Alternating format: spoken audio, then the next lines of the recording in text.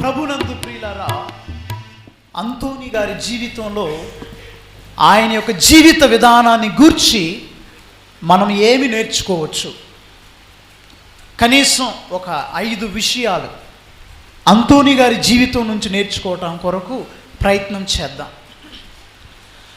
మొట్టమొదటిగా ప్రియులారా, అంతోని గారికి దివ్య సప్రసాదం పట్ల అమితమైన భక్తి, ఆరాధన మనస్తత్వం.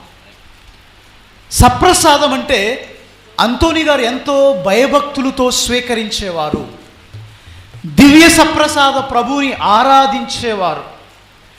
గంటల తరబడి గంటలు ఆయన దివ్య మందసం ముందు మోకరించి ప్రార్థన చేసేవారు.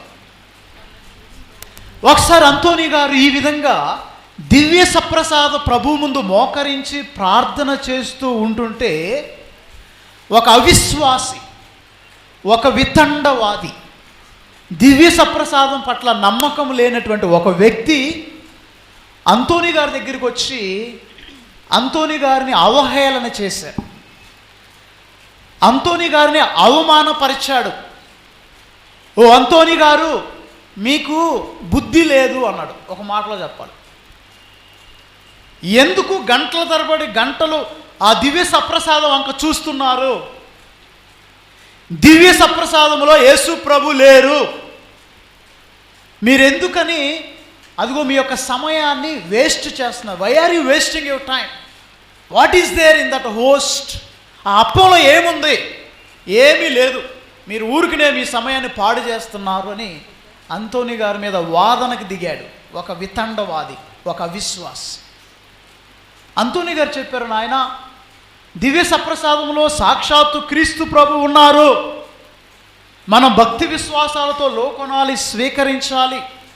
గౌరవ మర్యాదలతో ప్రభు పట్ల, దివ్య సప్రసాద ప్రభు పట్ల ఉండాలి అంటే ఆయన నేను నమ్మనన్నాడు. నమ్మనని ఒక సవాలు అంతోని గారికి వేశాడు. ఈ ఛాలెంజ్డ్ సెయింట్ యాంటనీ ఏమని? If at all, if there is real presence of Christ in this Eucharist, ఈ దివ్య సప్రసాదంలో నిజంగా క్రీస్తు ప్రభువే ఉంటే నేను నా గాడిదని తీసుకొని వస్తా. 3 రోజులు నా గాడిదకి పచ్చి గడ్డి పెట్టను. ఈ 3 రోజులు నా గాడిదని ఒక గదిలో బంధిస్తా. 4వ రోజున గాడిదని బయటికి తీసుకొస్తా. మీరేమో ఒక పక్కన దివ్య సప్రసాద ప్రభువుని పెట్టండి, నేనేమో పచ్చగడ్డి పెడతా. గాడిద ఎక్కడికి ముందు వెళితే, ఇక ఒకవేళ ఈ గాడిద కనుక పరిగెత్తుకుంటూ పచ్చగడ్డి దగ్గరికి వెళితే దివ్య సప్రసాదంలో ఎవరు లేనట్లు అండి? యేసు ప్రభు లేనట్టు. ఒకవేళ ఈ గాడిద పిల్ల గనక పరిగెత్తుకుంటూ వచ్చి దివ్య సప్రసాద ప్రభు ముందు మోకరిస్తే అప్పుడు ఆ యొక్క అప్పములో ప్రభు ఉన్నట్లు నేను నమ్ముతా అన్నాడు. అంతోని గారు సరేనన్నాడు. దేవుని మహిమ కోసం ఈ పని చేద్దాం. మరి ఆ ఊరిలో ఉన్న ప్రజలందరూ కూడా, ఎప్పుడు రాని వారు కూడా ఆ గుడి నిండా వచ్చేసారు చూడటానికి ఈ అద్భుతం. 3 రోజులు మరి ఆ గాడిదకి ఏం పెట్టలేదు. ఆ గాడిద చాలా ఆకలిగా ఉంది. మరి 4వ రోజున ఇక్కడ పచ్చగడ్డి పెట్టారు, ఇక్కడ దివ్య సప్రసాదాన్ని పెట్టారు. ప్రియులారా, అందరికీ ఆశ్చర్యాన్ని కలిగించే విధముగా ఆ గాడిద పరిగెత్తుకుంటూ వచ్చి దివ్య సప్రసాద ప్రభు ముందు సాష్టాంగ నమస్కారం చేసింది. Praise the lord.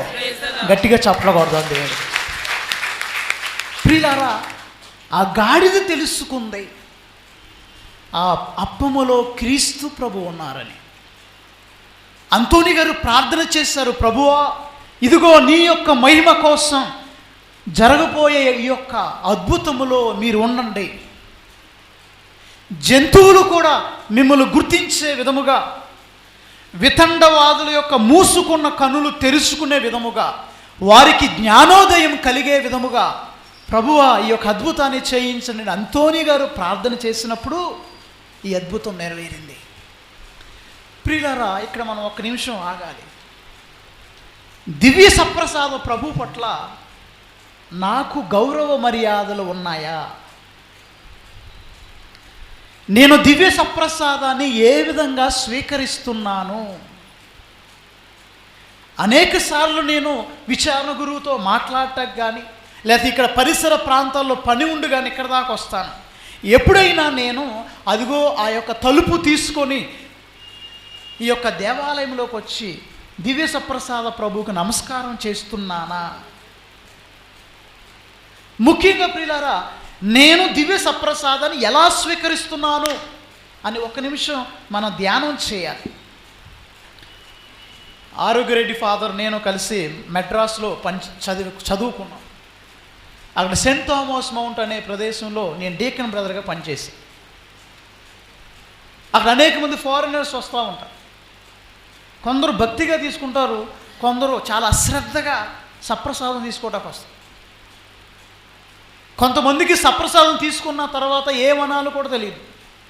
ఆ ఊర్లో అక్కడ మెడ్రాస్లో ఒక వ్యక్తి నేను సప్రసాదం ఇస్తుంటే మామూలుగా వచ్చాడు. సరే ఫారినర్స్ అయి ఉంటారు ఎవరు అని వరుసలో వస్తే ఈ యొక్క దివ్య సప్రసాదం క్రీస్తుని శరీరం, body and blood of Christ అంటే ఆయన నోరు తెరుచుకొని థ్యాంక్ యూ ఫాదర్ అని వెళ్ళిపోతున్నారు తీసుకుని.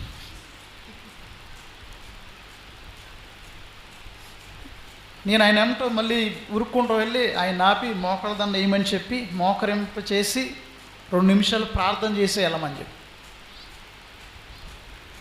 దివ్య సప్రసాదాన్ని ఎలా స్వీకరిస్తున్నాను? ప్రియులారా, పరిశుద్ధ గ్రంథాన్ని చూసినట్లయితే పౌలు కొరింథీయులకు రాసిన మొదటి లేఖ 11వ అధ్యాయములో దివ్య సప్రసాదాన్ని ఎలా స్వీకరించాలి అన్న విషయాన్ని గురించి పౌలు గారు మనందరికీ చెప్తున్నారు.